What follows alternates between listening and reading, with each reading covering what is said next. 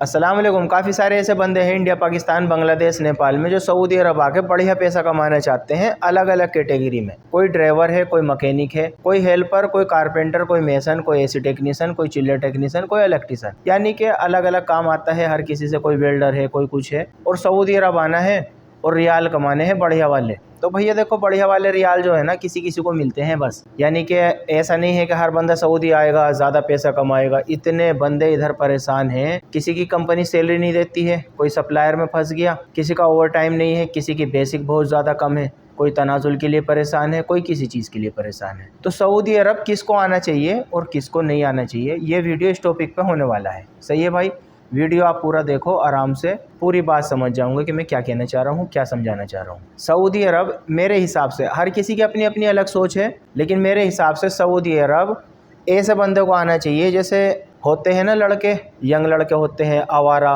निठल्ले, घर वालों पे बोझ, मतलब उनका पॉकेट मनी बड़ा भाई देगा, पापा अम्मी ऐसे करके मतलब उनका गुजारा चलता है। कुछ काम नहीं करते हैं, फालतू में घूमते हैं, बाइक पे घूमना, आवारागर्दी करना। तो ऐसे बंदों के लिए सऊदी अरब ठीक है। ये बात थोड़ी कड़वी है लेकिन सच है। तो ऐसे बंदों के लिए तो भैया सऊदी अरब बहुत बढ़िया है। वो इधर आएंगे, कोई 20-50 हज़ार रुपये कुछ ना कुछ कमाएंगे, 20-30 हज़ार, क्योंकि 1,000 रियाल के 22 हज़ार बन जाते हैं। तो नॉर्मल सी बात है कि अगर कोई बंदा काम सीखा हुआ है तो 1500 से 2,000 तक तो जैसे तैसे कमा लेता है, ठीक है, ओवर टाइम वगैरह लगा के जो भी। तो 40-45 हज़ार रुपये अगर बंदा कमा रहा है, जो बंदा घर में इंडिया में रह के या पाकिस्तान में रह के कुछ काम नहीं कर रहा है, खर्चा भी उसका अपने बड़ों से चल रहा है, पापा से ले रहा है पॉकेट मनी, अपने भाई से ले रहा है, तो ऐसे बंदे अगर 40-50 हज़ार रुपये कमा के अपने घर वालों को दे दे तो उसके घर वाले तो बड़े खुश हो जाते हैं कि भैया हमारा लड़का तो कामयाब हो गया। और सच में वो कामयाब हो जाता है, क्योंकि इंडिया, पाकिस्तान में, बांग्लादेश, नेपाल, अपनी कंट्री में तो वो कुछ कर नहीं रहा, सिर्फ खर्चा कर रहा है और खाना खा रहा है बस। चलो खाना तो खैर हर कोई खाते ही है भैया। जो बंदे इंडिया, पाकिस्तान, बांग्लादेश, नेपाल अपनी कंट्री में ड्राइवर हैं, अपनी गाड़ी है, दुकान है, कोई कारोबार है, कोई बिजनेस है, कोई नौकरी है, और भैया 25-30 हज़ार रुपये कमा रहे हो, मतलब ये मैं इंडिया के बता रहा हूँ, पाकिस्तान के थोड़ा अलग होंगे और बाकी और कंट्रियों के थोड़ा अलग होंगे। अगर इंडिया में रह के कोई 20-25 हज़ार रुपये, 30 हज़ार रुपये कमा रहा है महीने के, तो मेरी राय से तो भैया उसे फिर चक्कर में नहीं पड़ना चाहिए सऊदी अरब आने के लिए।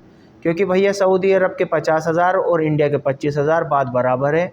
यहाँ लोग दिखावा बहुत करते हैं, हंस के दिखाएंगे, सेल्फी खींचेंगे कि बड़े खुश है भैया, फेसबुक पे फ़ोटो अपलोड कर दिया, घर वालों को वीडियो कॉल करेंगे, मुस्कुरा के दिखाएंगे, लेकिन अंदर तो दिल में दर्द होता है मेरे भाई, गम होता है।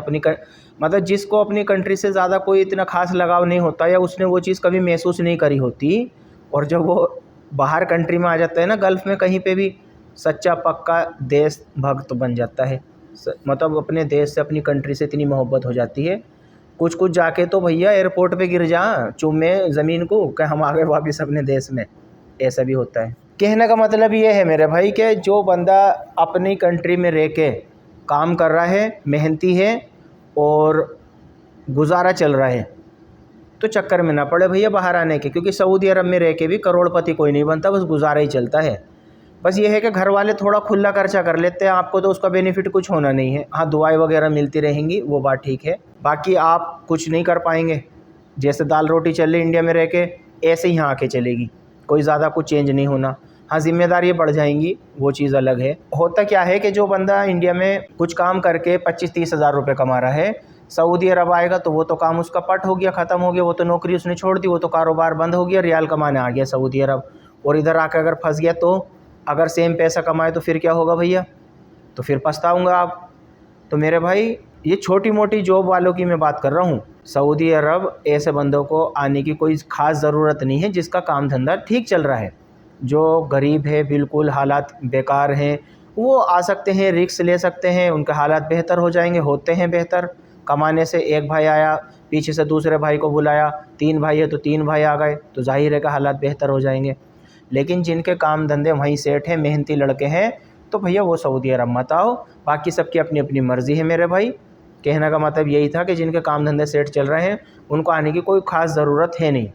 और जो परेशान हैं, जिनका घर का खर्चा भी ठीक से नहीं चल पा रहा है, बच्चों की पढ़ाई, घर का किराया, अपना घर भी नहीं है, तो ऐसे लोग तो भाई बाहर निकलो। जिनके अपने घर नहीं है, बाहर निकलो, आपके घर भी हो जाएंगे, सारा कुछ हो जाएगा धीरे धीरे इंशाल्लाह। ठीक है मेरे भाई, वीडियो पसंद आए वीडियो को लाइक और पेज को फॉलो ज़रूर कर लेना। अल्लाह हाफिज़।